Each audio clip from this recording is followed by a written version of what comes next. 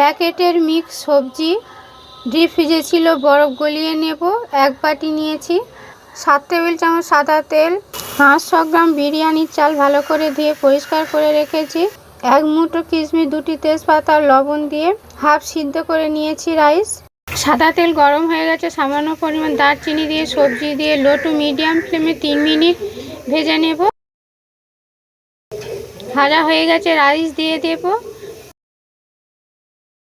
1 table চামচ বিরিয়ানি মশলা, 1 table চামচ চিনি, লবণ, 2 টেবিল চামচ ঘি দিয়ে লো টু মিডিয়াম ফ্লেমে 3 মিনিট হালকাভাবে নাড়াচাড়া করে নেব।